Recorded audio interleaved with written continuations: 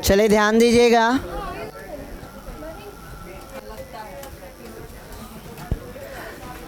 चलिए सारे बच्चे फोकस हो जाइए, ध्यान दीजिए। हम लोग फर्स्ट क्लास में विद्युत धारा को पढ़े थे और विद्युत धारा के बारे में बताए थे कि विद्युत धारा क्या होता है। विद्युत धारा के बारे में बोले थे कि ये होता है आपका आवेश बटे समय, होता है ना। आज का जो टॉपिक है वो हमारा क्या है, अनुगमन वेग। क्या है? चलिए स्टार्ट करते हैं। पूरा आपका आज का लेक्चर बहुत ज़्यादा इम्पोर्टेंट होगा, ठीक है। इसका सारे बच्चे का फोकस बोर्ड पे होना चाहिए।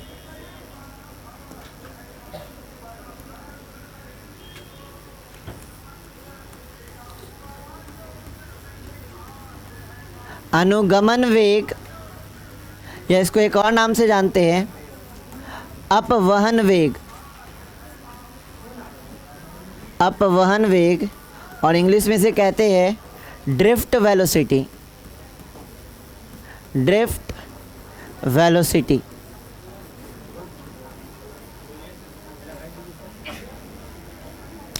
अनुगमन वेग या अपवहन वेग, ठीक है, या इसको हम लोग क्या कहते हैं, ड्रिफ्ट वेलोसिटी, ठीक है। अब यहाँ ध्यान दीजिए, हमारे पास जो पदार्थ है वो दो प्रकार के होते हैं। एक होते चालक और दूसरे क्या होते हैं, कुचालक या अचालक, ठीक है। एक चालक या दूसरा अचालक। अब ये जो चालक होते हैं ये मैक्सिमम आपका क्या होते हैं, धातु। धातु में ये आयरन हो सकते हैं, कॉपर हो सकते हैं, एल्युमिनियम हो सकते हैं, कुछ भी। अब अगर हम चालक की बात करते हैं और इस चालक में हम लोग किसको ले रहे हैं एग्जाम्पल के तौर पे, धातु को। किसको ले रहे हैं, धातु। अच्छा, ये जो धातु है ये किन चीज़ों से मिलके बना होगा, ये जो धातु है ये किन चीज़ों से मिलके बना होगा,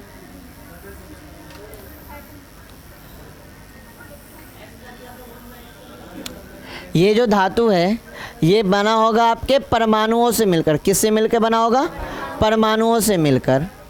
अब परमाणुओं से मिलकर बना होगा तो परमाणु के बाह्यतम कक्षा में क्या पाए जाते हैं, इलेक्ट्रॉन। अंदर क्या पाए जाते हैं, प्रोटॉन, जिस पे क्या होता है, पॉजिटिव चार्ज। अब अगर एक धातु के अंदर हम देख रहे हैं तो धातु के अंदर आपके क्या होते हैं, बहुत सारे क्या होते हैं, परमाणु होते हैं। बहुत सारे क्या होते हैं आपके, परमाणु। परमाणु के नाभिक में जो आवेश होता है वो कैसा आवेश होता है, पॉजिटिव धनायन। और इसके बाह्यतम कक्षा में क्या घूमते रहते हैं, इलेक्ट्रॉन। बाह्यतम कक्षा में क्या घूमते रहता है, इलेक्ट्रॉन।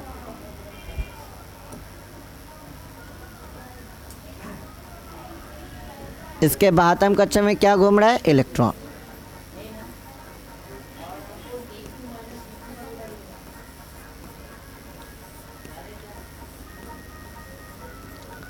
अब होता क्या है, जैसे इस धातु को रूम के टेम्परेचर पे लाते हैं, नॉर्मली जो भी हमारा इलेक्ट्रिकल इंस्ट्रूमेंट है वो तो रूम टेम्परेचर पे ही चल रहा है। यहाँ अगर करंट किसी वायर से जा रहा है तो वो रूम टेम्परेचर पे है, और रूम टेम्परेचर आपका एवरेज कितना लिया गया है, 25 डिग्री सेल्सियस। 25 to 30 होता है एवरेज रूम टेम्परेचर। अगर हम इस रूम के टेम्परेचर की बात कर रहे हैं तो कितना होगा आपका, 25 डिग्री सेल्सियस।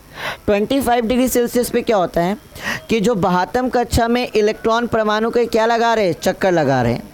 ये इलेक्ट्रॉन क्या करते हैं, रूम टेम्परेचर से ऊर्जा को क्या करते हैं, अवशोषित करते हैं। हीट एनर्जी को क्या करते हैं, एब्जॉर्ब करते हैं। और ये इलेक्ट्रॉन क्या होते हैं, परमाणु से क्या हो जाते हैं, मुक्त हो जाते हैं। ये इलेक्ट्रॉन ऊर्जा ग्रहण करके, ये इलेक्ट्रॉन ऊर्जा ग्रहण करके परमाणु से क्या हो जाते हैं, मुक्त हो जाते हैं। मतलब इलेक्ट्रॉन हमारा कहाँ निकल जाता है, इलेक्ट्रॉन हमारा निकल जाता है बाहर। ये इलेक्ट्रॉन आपका क्या निकल गया, बाहर। अब ये जो इलेक्ट्रॉन मुक्त हुए हैं, बाहर निकले हैं, इससे हम लोग क्या कहते हैं, फ्री इलेक्ट्रॉन। क्या कहते हैं, फ्री इलेक्ट्रॉन, या इसको मुक्त इलेक्ट्रॉन हिंदी में बोलते हैं, ठीक है, मुक्त इलेक्ट्रॉन। तो जितने भी परमाणु होते हैं आपके धातु के अंदर, उस परमाणु में जितने भी इलेक्ट्रॉन हैं जो उसके बाह्यतम कक्षा में क्या लगा रहे थे, चक्कर लगा रहे थे, जैसे रूम टेम्परेचर में आता है ऊर्जा को ग्रहण करके ये सारे के सारे इलेक्ट्रॉन क्या हो जाते हैं, मुक्त हो जाते हैं और चालक के अंदर क्या करने लगते हैं, गति करने लगते हैं। तो थोड़ी देर के बाद आपको कंडीशन ये देखने को मिलेगा, ध्यान दीजिएगा, थोड़ी देर के बाद कंडीशन ये देखने को मिलेगा कि अगर हमारे पास क्या है, एक चालक है,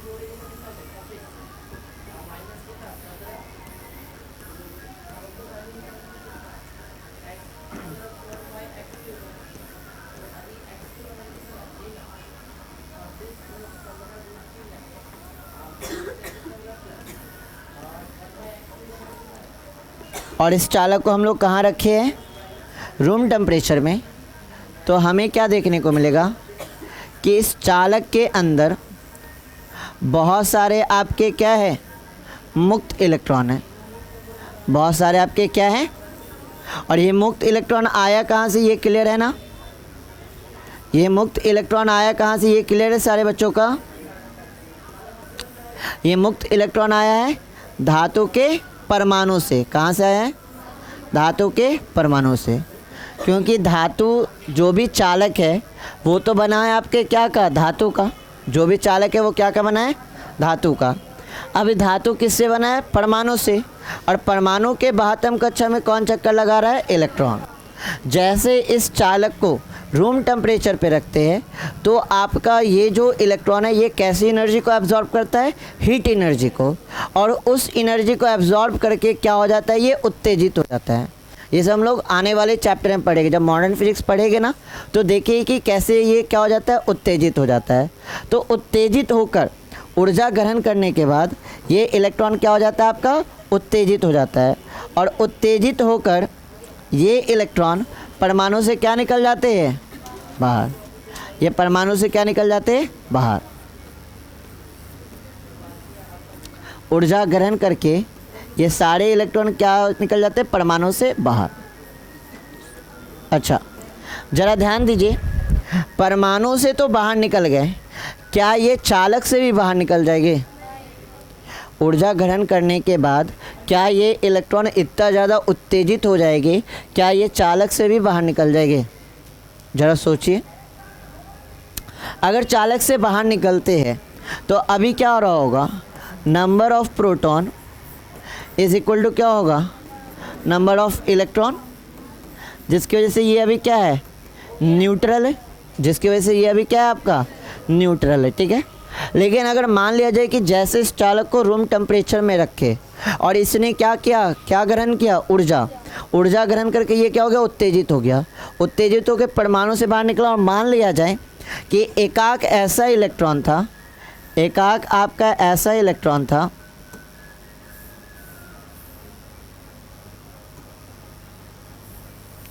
एकाक ऐसा इलेक्ट्रॉन था जो इलेक्ट्रॉन क्या हुआ, आपका क्या क्या परमाणु को छोड़ के क्या निकल गया, बाहर। जैसे परमाणु को छोड़ के बाहर निकला, अब क्या होगा घटना, ध्यान दीजिएगा। स्टार्टिंग में मान लेते कि अगर 10 आपके इलेक्ट्रॉन थे, 10 इलेक्ट्रॉन थे तो 10 क्या हो गए, प्रोटॉन।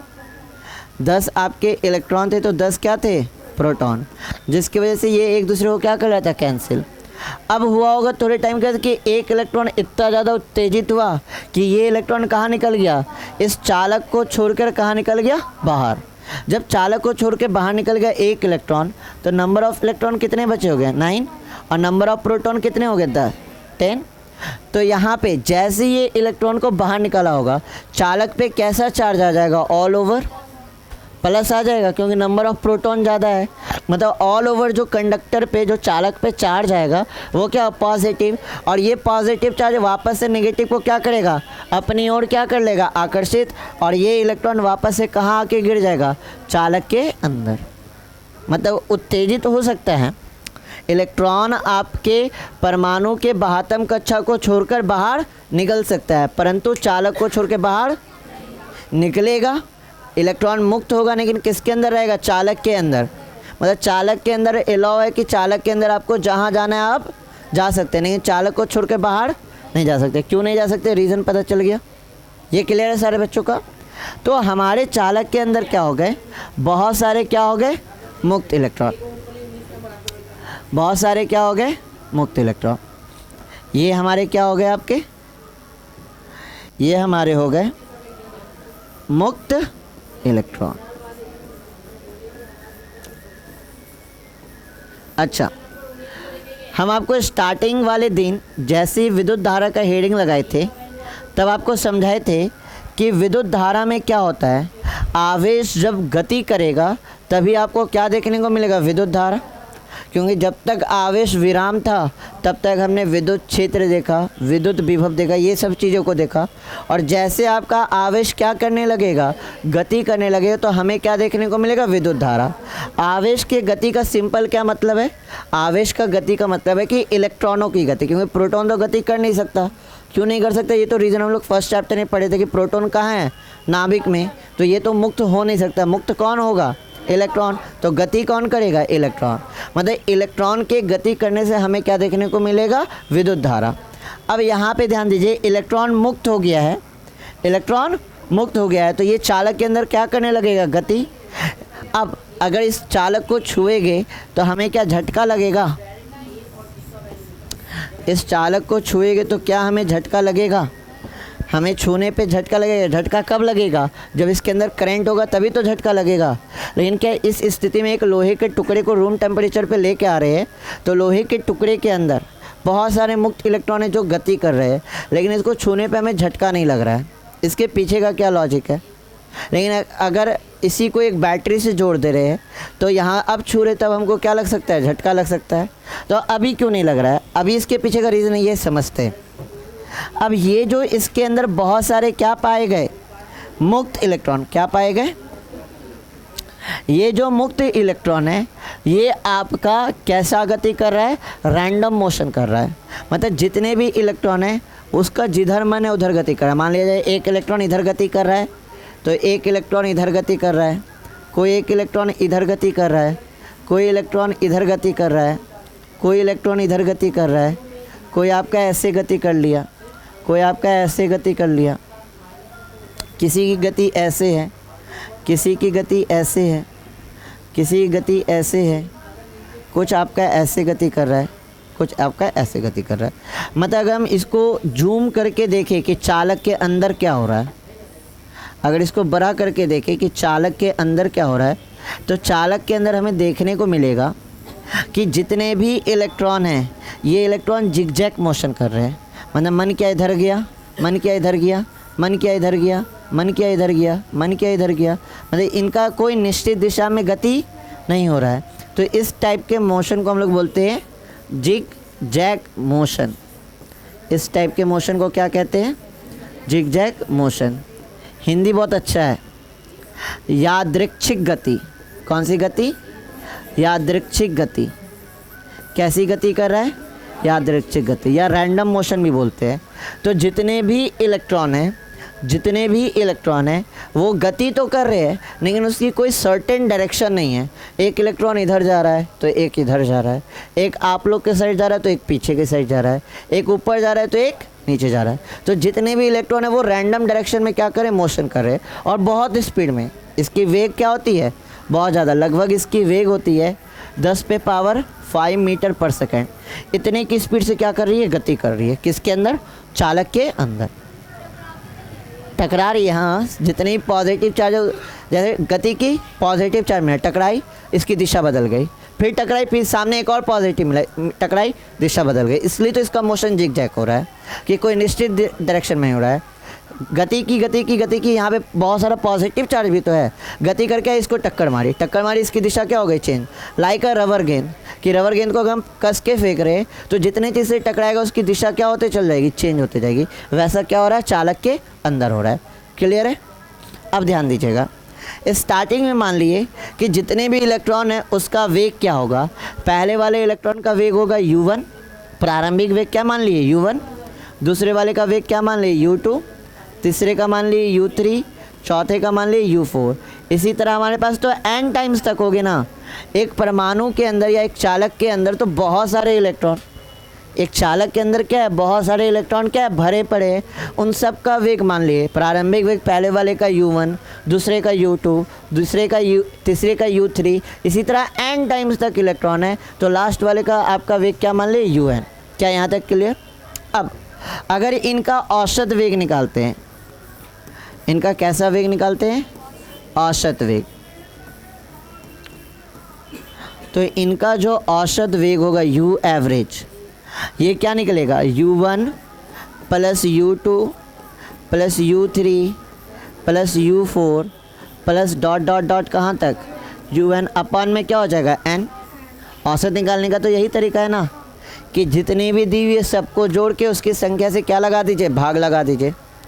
आता है ना औसत निकालने, जितनी भी दी हुई है सबको जोड़ के उससे n से क्या लगा दीजिए, भाग। तो औसत मेरे पास n टाइम्स तक इलेक्ट्रॉन है, n टाइम्स तक इलेक्ट्रॉन है, और इन सब का वेग क्या है, अलग अलग। पहले वाले का u1, दूसरे का u2, इसी तरह n टाइम्स तक है। तो लास्ट वाले का हमने क्या मान लिया, un। तो सबको क्या करेंगे, सबको जोड़ के क्या से डिवाइड लगा देंगे, n से। क्लियर है। अब इनका जो औसत वेग होगा वो कितना होगा, कोई बता सकते हैं। वेग कैसी राशि है, सदिश राशि। अगर सदिश राशि है तो दिशा मैटर करता है क्या, मैटर करता है। सदिश के बारे में पढ़े हैं कि जब दो सदिश एक दूसरे के विपरीत होती है तो एक दूसरे को क्या करती है, कैंसिल करती है। यहाँ जितने भी इलेक्ट्रॉन हैं वो कैसी गति कर रही है, यादृच्छिक, मतलब उनकी दिशा कोई निश्चित नहीं है। अगर एक ऊपर गति कर रहा है तो इतने सारे में एक ऐसा इलेक्ट्रॉन होगा जो कहाँ गति कर रहा होगा, नीचे की ओर, और ये ऊपर नीचे वाला क्या कर देगा, कैंसिल।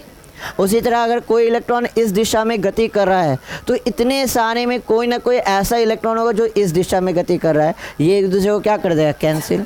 कोई अगर इस दिशा में गति कर रहा है तो इतने सारे में कोई एक ना एक ऐसा होगा जो इस दिशा में गति कर रहा होगा, जो एक दूसरे को क्या करेगा, कैंसिल। इस तरह से इनका एवरेज किसके बराबर हो जाएगा, 0 के बराबर, क्योंकि एक दूसरे को सब क्या कर देंगे, कैंसिल। तो इनका औसत वेग क्या आ जाएगा, 0। जिस वजह से अगर हम इस चालक को छूते हैं, अगर हम इस चालक को छूते हैं तो हमें झटका नहीं लगता, मतलब कोई भी करंट प्रवाहित नहीं होता है। ऐसा नहीं कि इलेक्ट्रॉन गति नहीं कर रही। मेरा टारगेट है क्या, कि आवेश की गति को ही हम लोग क्या कहते हैं, विद्युत धारा। लिखा था ना पहला, जब किसी चालक में आवेश प्रवाह होने लगती है तब हमें क्या देखने को मिलता है, विद्युत धारा।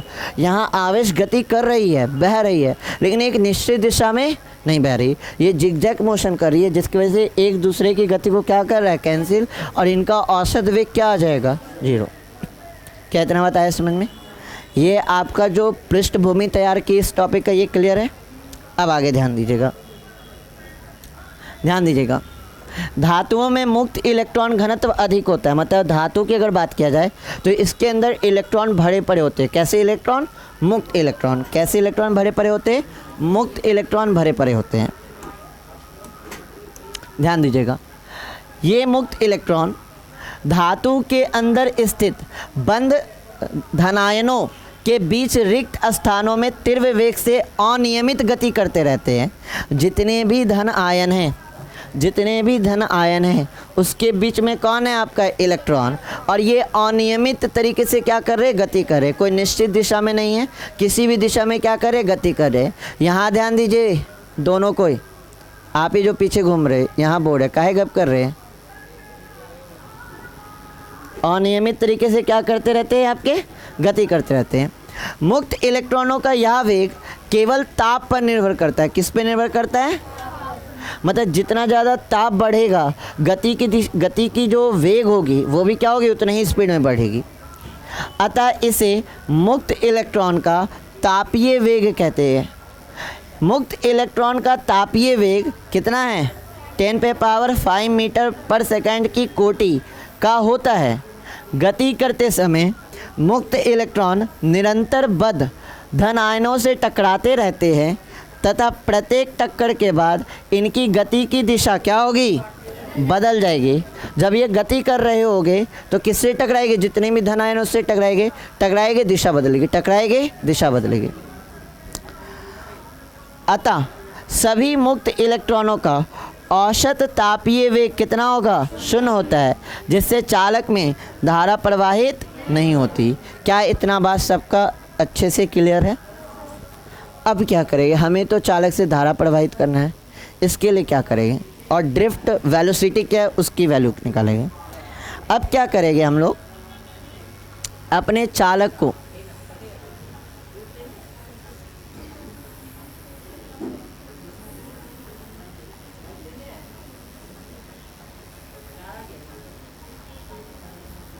ध्यान दीजिएगा।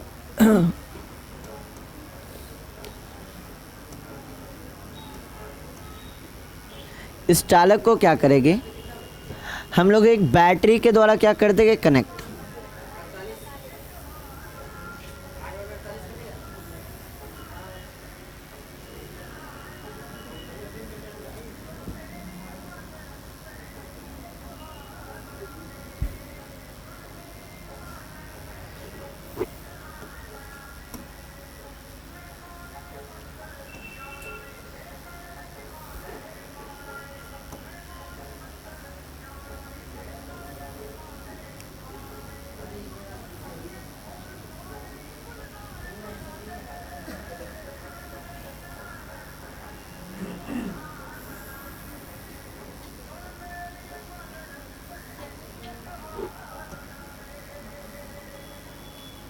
ठीक है, इसे क्या कर देंगे, एक भी वोल्ट के बैटरी से क्या कर देंगे, कनेक्ट कर देंगे। जैसे भी वोल्ट के बैटरी से कनेक्ट करेंगे क्या होगा, ये बैटरी का कैसा टर्मिनल, पॉजिटिव, और ये कैसा, तो ये पॉजिटिव टर्मिनल कहाँ से जुड़ा हुआ है, ये पॉजिटिव टर्मिनल आपका यहाँ पे जुड़ा हुआ है, तो ये भी पॉजिटिव हो जाएगा। और ये कैसा टर्मिनल बन जाएगा, नेगेटिव। और ये पॉजिटिव और नेगेटिव के कारण हमें क्या देखने को मिलेगा, हमें देखने को मिलेगा विद्युत धारा, विद्युत क्षेत्र। पॉजिटिव और नेगेटिव टर्मिनल के कारण विद्युत क्षेत्र ना उत्पन्न होगा। और विद्युत क्षेत्र की दिशा क्या होती है, पॉजिटिव तो होती है। तो यहाँ पे हमें देखने को मिलेगा आपका क्या, विद्युत क्षेत्र। हमें देखने को क्या मिलेगा यहाँ पर, विद्युत क्षेत्र। ठीक है,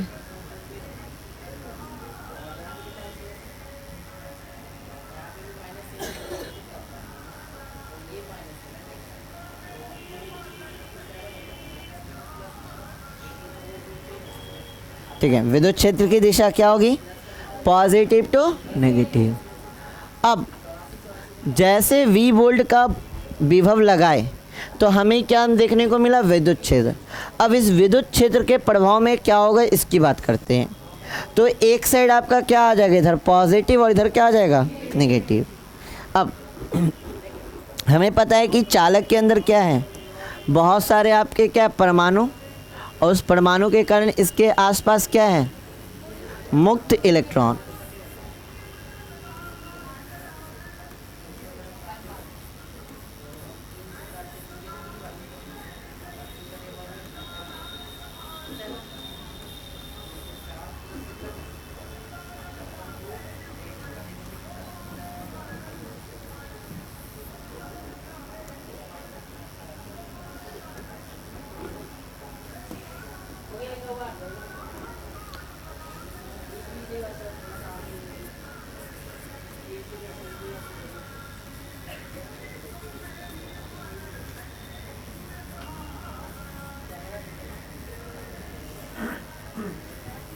ठीक है, अब ये जो मुक्त इलेक्ट्रॉन स्टार्टिंग में क्या कैसी गति कर रही थी, यादृच्छिक।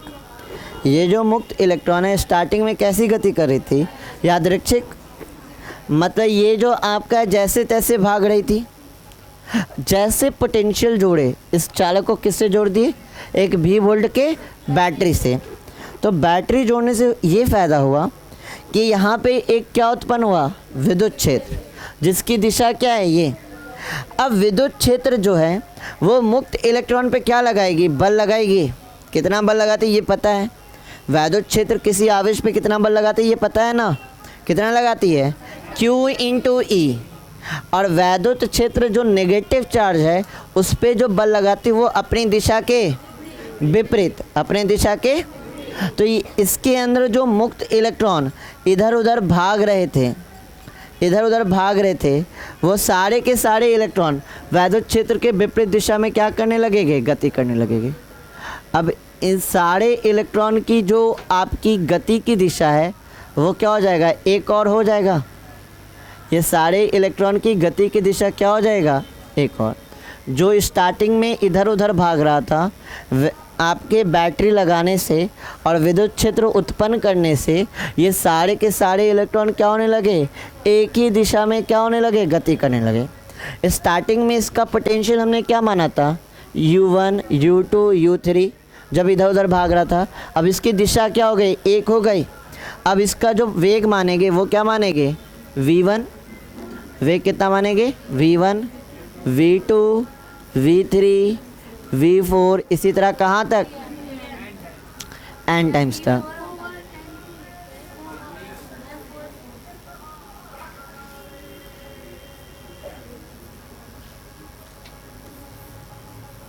ठीक है। अब इसका क्या निकालेंगे, औसत वेग।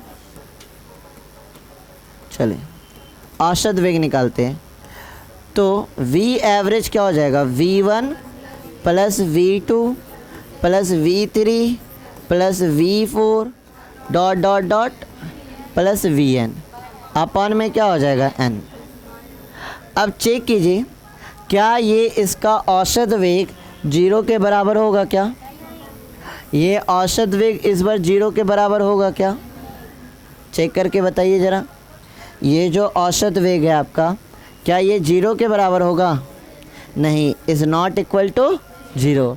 और यही जो औसत वेग है, यही जो आपका औसत वेग है, इसी औसत वेग को हम लोग कहते हैं अपवहन वेग। इसे हम लोग क्या कहते हैं, अपवहन वेग। आए बात समझ में, ज़रा अपवहन वेग का डिफिनेशन पढ़िए। किसी चालक में इलेक्ट्रॉन विद्युत क्षेत्र के प्रभाव में एक नियत औसत वेग से एक दिशा में प्रवाहित होते हैं। इस नियत औसत एक दिशीय वेग को अनुगमन वेग या अपवहन वेग कहते हैं और इसका नोटेशन क्या लेते हैं, Vd। अब यहाँ ध्यान दीजिए, किसी भी चालक के अंदर जितने भी मुक्त इलेक्ट्रॉन थे वो एक दिशा में बह रहे हैं। वो दिशा क्या है, इस और विद्युत क्षेत्र के विपरीत, है ना। जितने भी इलेक्ट्रॉन है वो एक दिशा में बह रहे हैं ना, तो जितने भी इलेक्ट्रॉन बह रहे हैं उसके एक दिशीय वेग का औसत ही क्या कहलाता है, अपवहन वेग। क्लियर हुआ, क्लियर है सबका। डेफिनेशन के अकॉर्डिंग अब देखिए सारा कुछ आपको समझ में आ रहा होगा, जो कुछ समझे वो डेफिनेशन से आपका मैच कर रहा है। पढ़िए डेफिनेशन। किसी चालक में इलेक्ट्रॉन विद्युत क्षेत्र के प्रभाव में, क्या ये इससे पहले देखने को मिला था क्या, जब विद्युत क्षेत्र नहीं लगाए थे, ये प्रभाव में कब देखने को मिला, सारे के सारे इलेक्ट्रॉन एक ही दिशा में कब गति कर रहे थे, जब हमने क्या उत्पन्न किया, विद्युत क्षेत्र। तो विद्युत क्षेत्र के प्रभाव में एक नियत औसत वेग से एक दिशा में प्रवाहित होते हैं। इस नियत औसत एक दिशीय वेग को ही क्या कहते हैं, अनुगमन वेग या अपवहन वेग। और इसे क्या से प्रदर्शित करते हैं, Vd से। क्या इतना बात आया, क्लियर है सबका, इतना क्लियर है। स्टार्टिंग में वेग हमारा क्या था, u1 u2 u3, इसी तरह कहाँ तक था, un। और जब हम लोग औसत वेग निकाले थे तब आपका कितना निकला था, 0। औसत वेग कितना निकला था, 0। अब हम लोग क्या किए, इसे एक V वोल्ट के बैटरी से क्या किए, कनेक्ट किए। जैसे V वोल्ट के बैटरी से कनेक्ट किए, इनकी जो वेग थी जो इधर उधर भाग रही थी वो एक दिशा में क्या होने लगी, जाने लगी। और इस वेग को हमने क्या नाम दिया, V1 V2 V3, इसी तरह कहाँ तक, Vn। अब ध्यान दीजिएगा, अब आगे डेरिवेशन बढ़ रहे हैं।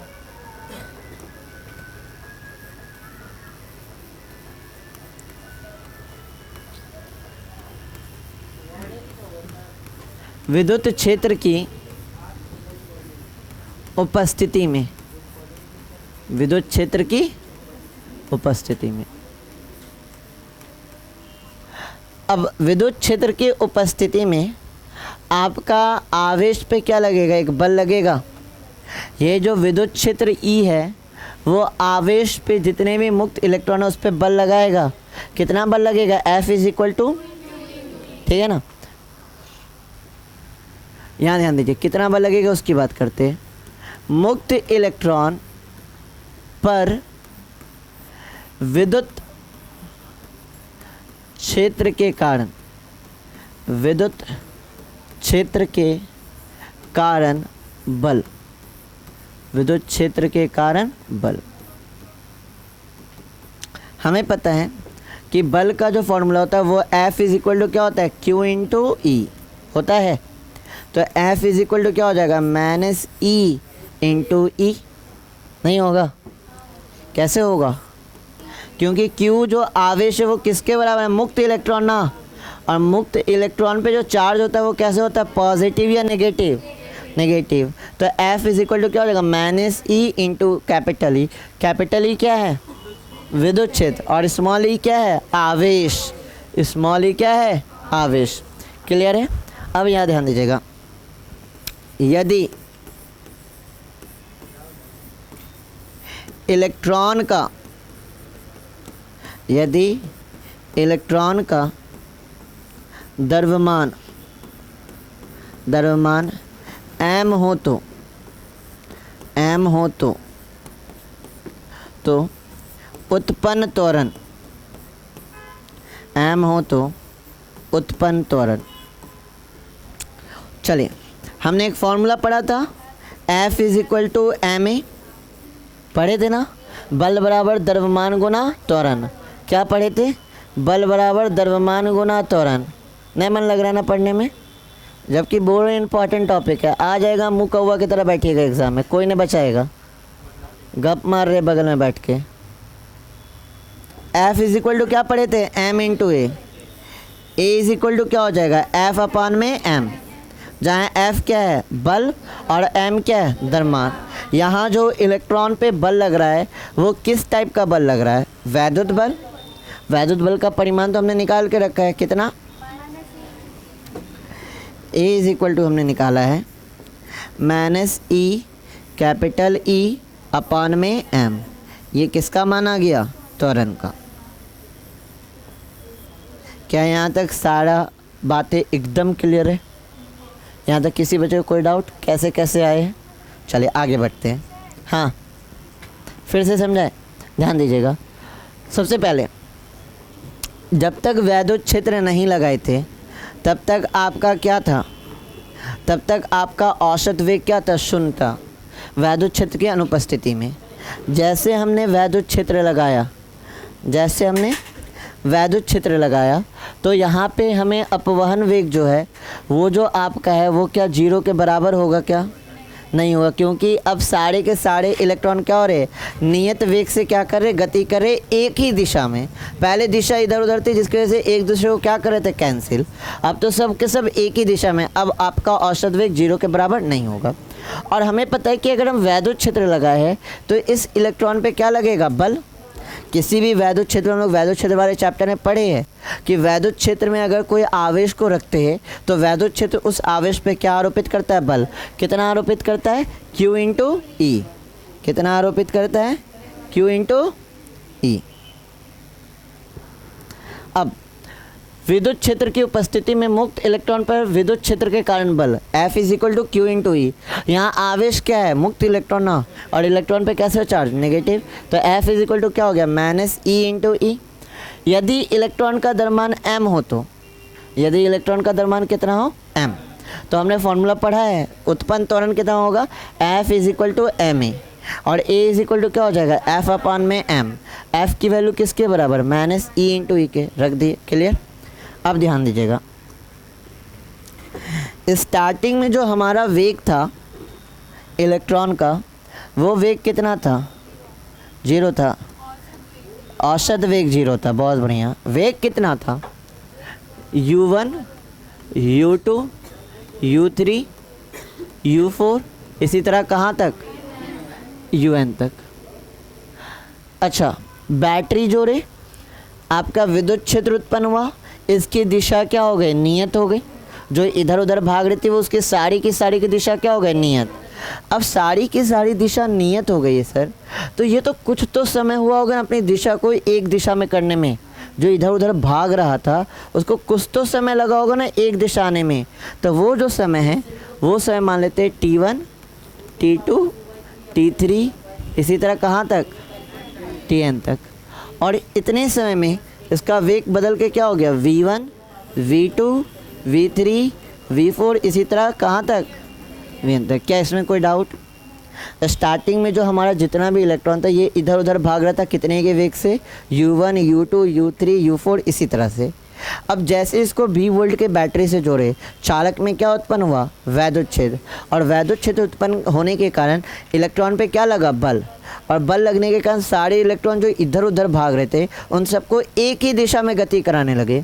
तो इधर उधर जो भाग रहे थे ये सारे एक ही दिशा में हो गए, तो कुछ तो समय लिए होंगे। वो समय क्या है, पहला इलेक्ट्रॉन T1 लिया, दूसरा इलेक्ट्रॉन T2, तीसरा T3, इसी तरह n टाइम्स तक है तो क्या लिया, Tn। अब क्या हुआ, इतने समय में इसका वेग क्या हो गया, बदल गया। जो इधर उधर भाग रहा था अब कहाँ भागने लगा, एक ही दिशा में। तो अब वेग हो गया v1, v2, v3 इसी तरह। क्लियर है। अब गति का समीकरण हम लोग पढ़े ना, गति के प्रथम समीकरण से, गति के प्रथम समीकरण से याद है क्या था, v इज इक्वल टू क्या था, u प्लस ए टी। ठीक है, तो ये सब के लिए हम अप्लाई करें तो v1 बराबर क्या हो जाएगा, u1 प्लस ए इंटू T1, v2 बराबर क्या हो जाएगा, u2 प्लस ए T2। ठीक है, v3 बराबर क्या हो जाएगा, u3 प्लस ए T3। इसी तरह हम लोग कहाँ तक जाएंगे, vn तक। तो vn बराबर क्या हो जाएगा, un प्लस ए Tn। क्या इसमें कोई डाउट, यहाँ तक क्लियर है। अब हम लोग औसत वेग निकालने का या ड्रिफ्ट वेलोसिटी का फॉर्मूला भी क्या पढ़ा, कि जो औसत एक दिशीय नियत वेग का जो औसत है यही हमारा क्या कहलाता है, अपवहन वेग। तो अपवहन वेग बराबर हो जाएगा, अपवहन वेग बराबर हो जाएगा, ध्यान दीजिएगा सारे बच्चे,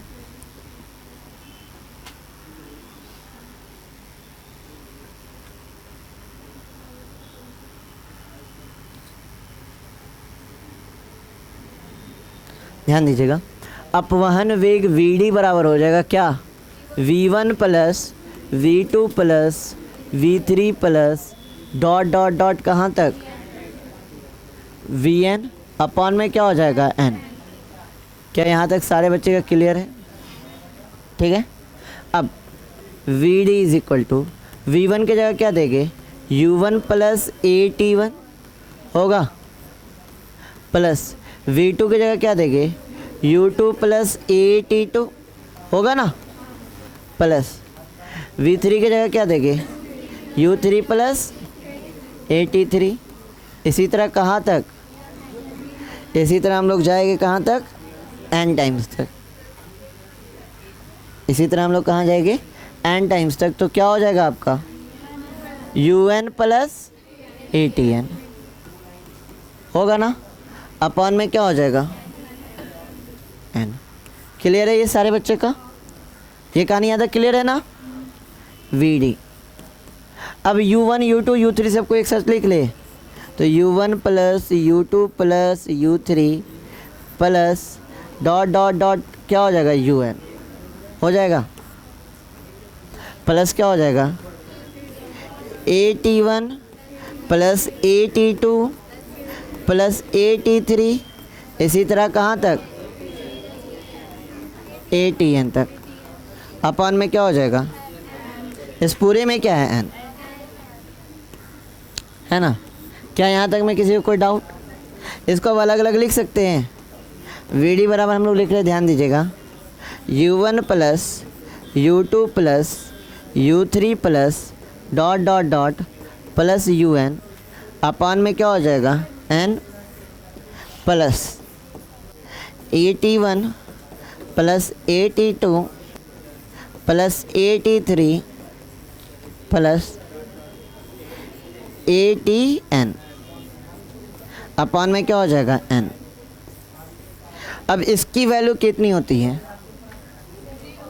0 होती है ना, ये तो निकाल के हम लोग रखे हैं ना, पहले स्टेप में तो हमने यही निकाला ना, कि जो इसकी वैल्यू होती है, देखिए u1 plus u2 plus u3 plus u4 dot dot un upon n, इसकी वैल्यू किसके बराबर, 0। तो इसके जगह हम लोग रख सकते हैं ना, 0 रख देते हैं, इसके बराबर क्या हो गया आपका, 0। प्लस क्या बचेगा, ए T1 plus T2 plus T3 plus Tn upon में क्या हो जाएगा n, ठीक है, अपॉन में क्या हो जाएगा n। तो Vd इज इक्वल टू क्या हो जाएगा A। ध्यान दीजिए ये जो आपका T1 plus T2 plus T3 dot dot dot क्या है Tn अपॉन में n, ये औसत समय काल है, औसत समय है। T1 plus T2 plus T3 dot dot dot कहाँ तक Tn, ये औसत समय है। इसके बराबर लिया जाता है टाउ, इसके बराबर क्या लिया जाता है टाउ, इसके बराबर क्या लिया जाता है टाउ। क्या इतना बात आया समझ में, इसके बराबर क्या लिया जाता है टाउ।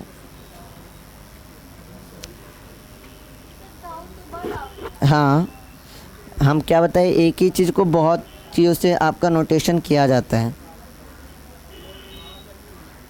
यहाँ ध्यान दीजिएगा, टाउ है क्या T1 plus T2 plus T3 plus dot dot dot कहाँ तक Tn अपॉन में n। इसके औसत समय को हम लोग क्या नाम दिए टाउ। क्लियर है। Vd इज इक्वल टू ए क्या है ए त्वरण, और त्वरण की वैल्यू हम लोग पीछे निकाल के रखे हैं। कितना निकाल के रखे हैं, minus E capital E upon में एम।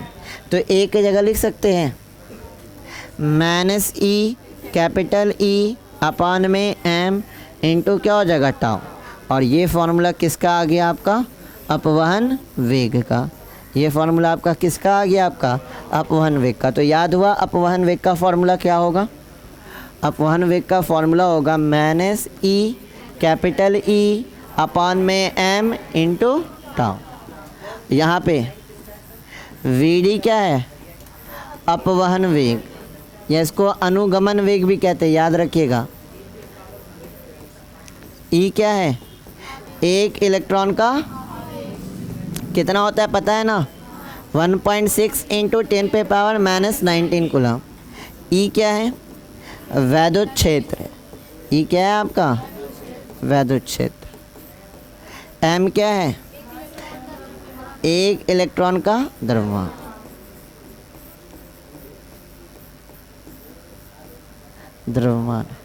और आपका टाउ क्या है, इसको बोला जाता है श्रांति काल। क्या कहा जाता है श्रांति काल। अब ये श्रांति काल क्या पता है, जब एक इलेक्ट्रॉन आपका गति कर रहा था ना किसके बीच, आपके पॉजिटिव आवेश के बीच, तो एक इलेक्ट्रॉन जब पॉजिटिव आवेश से टकरा के फिर किससे टकराएगा दूसरा से, तो उनके बीच का जो समय है उस समय को हम लोग क्या कहते हैं श्रांति काल। उस समय को हम क्या कहते हैं श्रांति काल। एक इलेक्ट्रॉन जब आपका निकला और पहले पॉजिटिव को टक्कर मारा, अब पॉजिटिव को टक्कर मार के जब दूसरे को टक्कर मारेगा तो इसके बीच का जो समय है वो समय आपका क्या कहलाता है श्रांति काल। क्या यहाँ तक कहानी एकदम क्लियर है। अब किनको किनको डाउट है इस टॉपिक में वो पूछे, टॉपिक कंप्लीट हुआ। क्या एक बार रिपीट कर दें, क्या इसको एक बार रिपीट कर दें, कर देना सबका हो जाएगा क्लियर। ध्यान दीजिए स्टार्टिंग से चले। देखिए हमारा जो टारगेट था वो क्या था अनुगमन वेग या अपवहन वेग। अब ये होता क्या ये समझते हैं। मान लिया जाए कि एक धातु को हम लेते हैं, धातु कोई भी हो सकता है, आपका आयरन कॉपर एल्युमिनियम कोई भी। धातु के अंदर क्या होते हैं बहुत सारे क्या होते हैं परमाणु, और परमाणु के बाह्यतम कक्षा में कौन चक्कर लगाते रहता है इलेक्ट्रॉन। जैसे ही इस धातु को रूम टेम्परेचर पे लाते हैं तो धातु क्या होता है आपका हीट एनर्जी को क्या करता है एब्जॉर्ब, और इस हीट एनर्जी को एब्जॉर्ब करके क्या हो जाता है उत्तेजित। कैसे उत्तेजित होता है कितना एनर्जी एब्जॉर्ब करता है ये सब हम लोग आने वाले चैप्टर जो मॉडर्न फिजिक्स पढ़ेंगे ना उसमें इन डिटेल चलेगा, वहाँ पूरा यही सब के बारे में। अभी मोटा मोटा जान लेते कि उस एनर्जी को एब्जॉर्ब करके क्या हो गया एक्साइटेड हो गया और अपने परमाणु को छोड़ के क्या निकल गया बाहर। ये जो परमाणु को छोड़ के बाहर निकल गए बहुत सारे इलेक्ट्रॉन, जितने परमाणु हो गए सबसे इलेक्ट्रॉन क्या निकल गए बाहर। तो इन सारे इलेक्ट्रॉनों को हम लोग क्या बोलते हैं मुक्त इलेक्ट्रॉन। मतलब धातुओं में मुक्त इलेक्ट्रॉन क्या होता है बहुत होता है। मुक्त इलेक्ट्रॉन क्या होता है बहुत। अब ये जो मुक्त इलेक्ट्रॉन है उनकी जो गति है वो गति कैसी है, यादृच्छिक गति, मतलब अनियमित गति कर रही है, जिसकी कोई दिशा नहीं है, कोई फिक्स दिशा नहीं है, एक इधर एक इधर एक इधर, जिधर मन उधर। कितने के वेग से गति कर रही है, याद रखिएगा 10⁵ मीटर पर सेकंड के वेग से गति कर रही है। अब इन सारे इलेक्ट्रॉन का जो वेग है, स्टार्टिंग में हमने क्या माना, u1 u2 u3 u4 ऐसा ऐसा कहाँ तक, n टाइम तक, और इन सारे इलेक्ट्रॉनों का क्या निकाल दिए, औसत वेग, और औसत वेग निकाले तो हमें औसत वेग क्या मिलने को नजर आया, शून्य। क्यों शून्य आया, ये क्लियर है, क्योंकि वेग हमारी कैसी राशि, सदिश। एक इलेक्ट्रॉन इस दिशा में आपका गति कर रहा हो तो एक इसकी विपरीत दिशा जो एक दूसरे को क्या करेगा, कैंसिल। एक ऊपर की दिशा में गति कर रहा है तो दूसरी कहाँ करोगे, नीचे, तो वो एक दूसरे को क्या करेगा, कैंसिल। इसी तरह किसी जितने भी इलेक्ट्रॉन है वो अगर एक दिशा में गति कर रही है तो उसके विपरीत कहीं ना कहीं एक दूसरा इलेक्ट्रॉन जो उसके विपरीत दिशा में गति कर रही है, जो एक दूसरे को क्या कर देगा, कैंसिल आउट, जिसकी वजह से इनका औसत वेग स्टार्टिंग में क्या आ गया, शून्य। वही चीज़ यहाँ शब्दों में लिखा है, एग्जाम में लिखने का यही तरीका है, शब्दों से ऐसे लिखेगी। अब हम क्या किए, उसे क्या किए, एक V वोल्ट के बैटरी से क्या कर दिए, जोड़ दिए। उसे हम लोग क्या कर दिए, एक V वोल्ट के बैटरी से हम लोग क्या कर दिए, जोड़ दिए। कितने वोल्ट के बैटरी से जोड़ दिए, V वोल्ट के बैटरी से जोड़ दिए। जैसे V वोल्ट के बैटरी से जोड़े तो बैटरी का ये कैसा टर्मिनल, पॉजिटिव, ये नेगेटिव। ये पॉजिटिव कहाँ से जुड़ा हुआ है, चालक के इस सिरे से, और ये नेगेटिव कहाँ जुड़ा हुआ है, चालक के इस सिरे से, जिसके वजह से यहाँ पे आपका विद्युत क्षेत्र देखने को मिला। और वैद्युत क्षेत्र की दिशा हमें पता है क्या होती है, पॉजिटिव टू नेगेटिव। अब ये जो वैद्युत क्षेत्र है उसके अंदर जितने भी मुक्त इलेक्ट्रॉन है उस पर क्या आरोपित करेगी, बल। और वैद्युत क्षेत्र जो इलेक्ट्रॉन पे बल आरोपित करती है, चूंकि इलेक्ट्रॉन आपका नेगेटिव चार्ज है तो वैद्युत क्षेत्र अपने दिशा के विपरीत क्या लगाती है, बल। अच्छा, स्टार्टिंग में जब 10th में पढ़े होंगे तो ये चीज़ आप लोगों को पढ़ाया होगा कि विद्युत क्षेत्र की दिशा, विद्युत धारा की जो दिशा होती है वो होती है पॉजिटिव टर्मिनल टू नेगेटिव, और इसमें इलेक्ट्रॉन की जो दिशा होती है वो उसके विपरीत। क्यों होती है, आज जान लीजिए, ये रीज़न है विपरीत होने का। क्योंकि यहाँ पे क्या उत्पन्न हो गया, वैद्युत क्षेत्र, और वैद्युत क्षेत्र इस दिशा में, तो इलेक्ट्रॉन पे बल क्या लगेगा, इसकी विपरीत दिशा में। अब सारे के सारे इलेक्ट्रॉन जो स्टार्टिंग में रैंडम मोशन कर रहे थे, ये सारे के सारे क्या हो गए, एक दिशा में आ गए। अब इनका वेग पहले u1 था, बाद में क्या हो गया, v1, u2 था, क्या हो गया, v2, u3 था, क्या हो गया, v3, इसी तरह तक कहाँ तक। अब इसका औसत निकालेंगे तो क्या इसका औसत 0 के बराबर होगा, नहीं होगा, क्योंकि अब तो कैंसिल नहीं कर रहा है, अब सारे इलेक्ट्रॉन एक ही दिशा में चल रहे हैं, अब तो कैंसिल हो नहीं रहा है, तो अब इनका औसत वेग 0 नहीं होगा। तो इस एक दिशा में बहने वाले इलेक्ट्रॉन का जो औसत वेग है, वही औसत वेग को हम लोग क्या कहते हैं, आपका अपवहन वेग। वही औसत वेग को हम लोग क्या कहते हैं, अपवहन वेग। नोटेशन क्या लेते हैं, Vd। क्यों लेते हैं, क्योंकि इंग्लिश में इसको क्या कहते हैं, ड्रिफ्ट वेलोसिटी। डी से ड्रिफ्ट, वी से वेलोसिटी। क्लियर है। अब ये तो इसका डिफिनेशन हो गया किसका, अपवहन वेग का। आगे बात करते हैं। अब हम विद्युत क्षेत्र की उपस्थिति में देख रहे हैं तो मुक्त इलेक्ट्रॉन पे क्या लगेगा, वैद्युत क्षेत्र के कारण बल लगेगा, और वैद्युत क्षेत्र के कारण जो बल उत्पन्न होता है वो कितना होता है, F = Q × E, जहाँ Q हमारा क्या है, आवेश, और यहाँ पे जो बल लग रहा है किस आवेश पे, मुक्त इलेक्ट्रॉन पे, उसकी वैल्यू क्या हो गई, -E × कैपिटल E वैद्युत क्षेत्र, और -E क्या है, एक इलेक्ट्रॉन। ठीक है। यदि इलेक्ट्रॉन का द्रव्यमान m हो तो उत्पन्न त्वरण कितना होगा, तो हमने फॉर्मूला पढ़ाया था 11th में, F = ma, तो A = क्या हो जाएगा, F/m। F की वैल्यू रख दीजिए, क्या है, -E। आ गया त्वरण। अब त्वरण आ गया। अब अगर ध्यान दिया जाए तो स्टार्टिंग में वेग हमारा कितना था, u1। स्टार्टिंग में हमारा वेग कितना था, u1। बाद में वेग कितना हो गया, u1 से कितना हो गया, v1, कितने समय में, t1 समय में। u2 से कितना हो गया, v2, कितने समय में, u3 से कितना हो गया, कितने समय में। इसी तरह un कहाँ चेंज हो गया, vn, कितने समय में, tn। क्या यहाँ तक क्लियर है। अब गति के प्रथम समीकरण का यूज़ किए, v = u + at, तो यहाँ से v1, v2, v3, v4, इसी तरह कहाँ तक निकाल लिए, vn। अब अपवहन वेग के बारे में पढ़े थे कि अपवहन वेग क्या होता है, औसत वेग होता है जब इलेक्ट्रॉन कैसी गति करती है, एक दिशा में क्या करती है, गति करती है।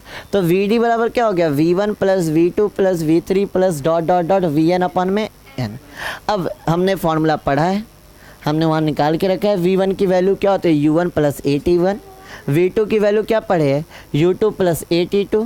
V3 की वैल्यू क्या पढ़े, U3 प्लस AT3।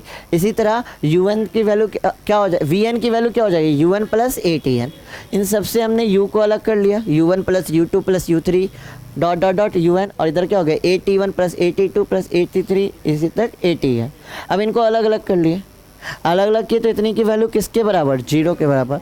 और इधर क्या बचा, ये इन सब से क्या कॉमन ले सकते हैं, ए कॉमन ले ले तो क्या आ गया, T1 plus T2 plus T3 dot dot dot TN अपन में है। ये जो औसत समय है इसको क्या नोटेशन दिए, टाउ। और इस औसत समय को हम लोग कहते हैं श्रांति काल। क्या कहते हैं, श्रांति काल। तो फॉर्मूला हो गया VD is equal to A into tau, और ए की वैल्यू हम लोग पीछे निकाल के रखे थे कितना, -E कैपिटल E अपॉन में M, वो रख दिए। अब ये हो गया किसका फॉर्मूला, आपके ड्रिफ्ट वेलोसिटी का। VD is equal to -E capital E upon में M इंटू क्या होगा, टाउ, जहाँ VD अपवहन वेग, E क्या हो गया, एक इलेक्ट्रॉन का आवेश, कैपिटल E क्या है, वैद्युत क्षेत्र, M क्या है, एक इलेक्ट्रॉन का द्रव्यमान, और टाउ क्या है, श्रांति का। क्लियर, क्या यहाँ तक में किसी को कोई दिक्कत, विद्युत धारा, फिर इसी कारण तो विद्युत धारा के अब सारे एक दिशा में बहने लगे। अब हमें क्या देखने को मिलेगा, विद्युत धारा, क्योंकि आवेश एक दिशा में क्या करने लगा, गति करने लगा। क्या यहाँ तक क्लियर। अब इसका नोट्स जो है वो आपको ग्रुप में भेज देंगे, कैसे लिखना है, क्योंकि लिखते लिखते सारा कुछ उसमें है आपका, सारा कुछ कैसे एग्ज़ाम में लिखना है वो आपका क्या कर देंगे, ग्रुप में डाल देगा। और जो लोग नहीं जुड़े हैं वो मैसेज कीजिएगा, इस नंबर पे मैसेज कीजिएगा।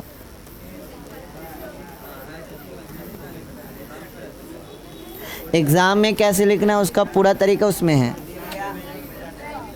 ठीक है, तो इसको मैसेज कर दीजिए।